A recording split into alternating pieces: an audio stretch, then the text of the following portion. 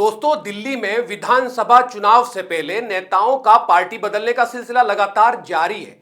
एक तरफ सीलमपुर से चौधरी मतीन एंड फैमिली ने कांग्रेस का दामन छोड़कर आम आदमी पार्टी को चुना, तो दूसरी तरफ हाजीपुरे जो पूर्व विधायक रह चुके हैं, उन्होंने आम आदमी पार्टी का दामन छोड़ के कांग्रेस ज्वाइन कर ली। अब बात यहीं खत्म हो जाती तो कोई बात नहीं थी। इसके अलावा आम आदमी पार्टी के मंत्री कैलाश गहलोत ने इस्तीफा देकर सियासी गलियारों में हलचल पैदा कर दी। दूसरी तरफ दो बार के बीजेपी के विधायक ने बीजेपी का दामन छोड़ आम आदमी पार्टी की सदस्यता ले ली। बात यहां करेंगे मंत्री कैलाश गहलोत की। दिल्ली में आम आदमी पार्टी को बड़ा झटका लगा है।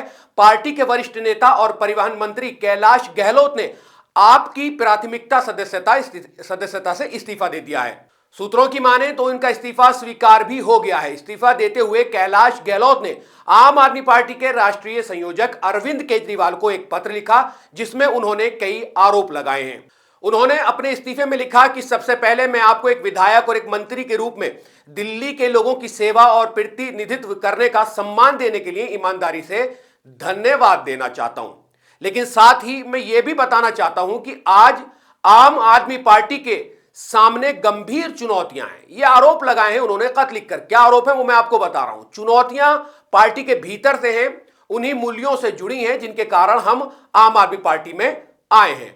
राजनीतिक महत्वाकांक्षाएं लोगों के प्रति हमारी प्रतिबद्धता पर हावी हो गई हैं, जिससे कई वादे छूट गए हैं।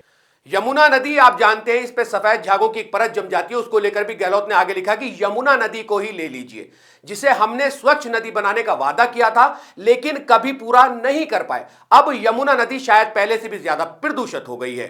इसके अलावा अब कई शर्मनाक मामले सामने आ रहे हैं। शीश महल जैसे अजीबोगरीब विवाद जो अब सभी को संदेह में डाल रहे हैं कि क्या हम अभी भी आम आदमी होने में विश्वास करते हैं। ये सब चीजें जो है उन्होंने अपने पत्र में लिखी, जो अरविंद केजरीवाल को लिखा गया।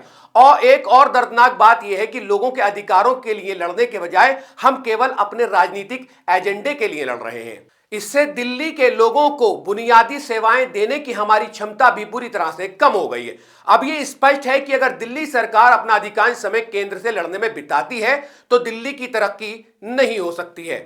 मैंने अपनी राजनीतिक यात्रा दिल्ली के लोगों की सेवा करने की प्रतिबद्धता के साथ शुरू की थी और मैं इसे जारी रखना चाहता हूं। इसलिए मेरे पास आम आदमी पार्टी से अलग होने के अलावा कोई विकल्प नहीं बचा है और इसलिए मैं आम आदमी पार्टी की प्राथमिकता सदस्यता से इस्तीफा देता हूं। ये जो कुछ उनका खत था, जो उन्होंने चिट्ठी लिखी थी अरविंद केजरीवाल को, उसमें ये तमाम बातें जो है उन्होंने मेंशन किए हैं। एक और चुनाव से पहले उनके बीजेपी में शामिल होने के भी अनुमान लगाया जा रहा है, कयास लगाए जा रहे हैं। तो वहीं आप सांसद संजय सिंह की भी बड़ी प्रतिक्रिया सामने आई है। संजय सिंह ने बीजेपी पर निशाना साधते हुए बिना किसी का नाम लिए बिना बड़ा बयान दिए उन्होंने कहा, जो बीजेपी के साथ जाते हैं वो लोग एकदम साफ हो जाते हैं। नारा सा बन गया ना, जो बीजेपी के साथ जाते हैं वो लोग एकदम साफ हो जाते हैं। Modi washing powder. संजय सिंह की यह प्रतिक्रिया तब सामने आई जब आम आदमी पार्टी सूत्रों की तरफ से यह कहा गया कि कैलाश गहलोत ईडी और इनकम टैक्स डिपार्टमेंट के निशाने पर थे।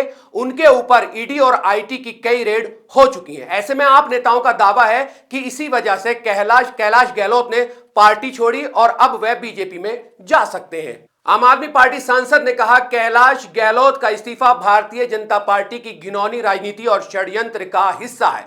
बीजेपी और मोदी सरकार ने उनके यानी कैलाश गहलोत पर ईडी के छापे मरवाए, उनको ईडी के दफ्तर में पूछताछ के लिए बुलाया, मानसिक रूप से प्रताड़ित किया। उनके घर पर इनकम टैक्स ने कई बार छापे मारे। संजय सिंह ने अपनी बात को आगे बढ़ाते हुए कहा कि इसी बीजेपी ने उनके ऊपर 112 करोड़ के भ्रष्टाचार का आरोप लगाया है।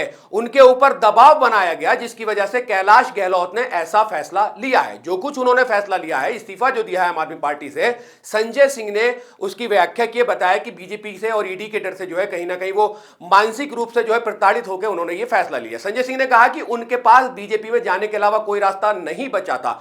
5 साल तक वो सरकार का हिस्सा रहे और भारतीय जनता पार्टी उनसे जो कहलवाना चाह रही है वो उनसे बुलवा रही है। मतलब ये एक तरह का एलिगेशन भी है कि अब वो जो कुछ बोल रहे हैं, पहले उनकी पार्टी में थे लेकिन अब जो कुछ बोल रहे हैं वो बीजेपी पार्टी के कहने पर बोल रहे हैं। आपका क्या कहना है? क्योंकि सियासत में आज दिल्ली में हम देख रहे हैं कोई बीजेपी छोड़कर आम आदमी पार्टी में जा रहा है तो आम आदमी पार्टी छोड़कर कांग्रेस में जा रहा है। तो ये जो अदला बदली का माहौल है, यानी दल बदले जा रहे हैं, बड़े बड़े नेता जो हैं अपनी पार्टियां छोड़कर एक दूसरी पार्टी में जा रहे हैं, इसको लेकर आप तमाम लोग क्या कहना चाहते हैं? इस वीडियो के कमेंट सेक्शन में हमें जरूर बताएं। इस वीडियो में इतना ही। फिर मुलाकात होगी एक नई वीडियो के साथ। तब तक के लिए अल्लाह हाफिज। मिल्लत टाइम्स को जारी रखने और मजबूत बनाने के लिए हमारी आर्थिक सहायता कीजिए।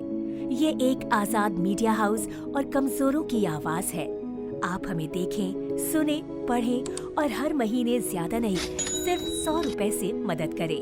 डिटेल्स डिस्क्रिप्शन में मौजूद हैं।